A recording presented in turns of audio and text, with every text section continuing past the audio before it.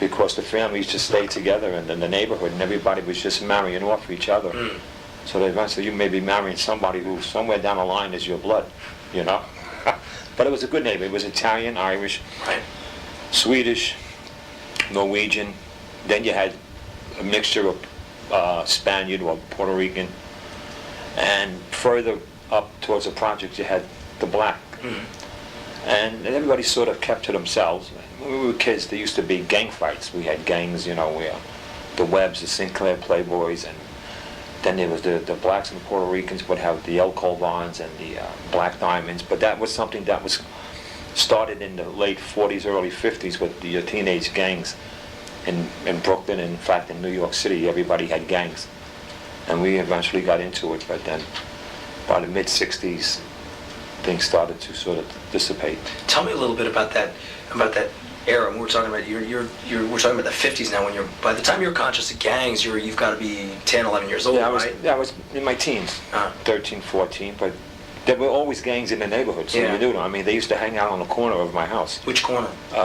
Dykeman and Conover Street was where the Drifters, which was a very popular Red Hook gang, they hung out on those four corners when I was born, and my cousins were all involved. The guys, Eddie Sims and Perky Sims, Michael actually, but they call him Perky, and my three cousins, Connie, Madeline, and Yvonne, they were all part of that thing. And so what's a gang like? Talk to me. You know, remember, part of what we're doing here. Well, we were, you know, we used to fight over turf, you know, who had the right to go to Coffee Park, who had the right to hang out on that corner. That's what it was all about. You know, your own area, you know, protecting your turf, TURF. But how that ever began, I don't know. It must have started back in the 30s or 40s somewhere, I don't know. Or maybe during the 50s. And what about these fights? You have to fight? Well, there were fights. There were gang fights. You know, you would fight with clubs and bats and car antennas, and then they made zip guns out of car antennas with a rubber band and a door latch with 22 rifle shells, 22 pistols.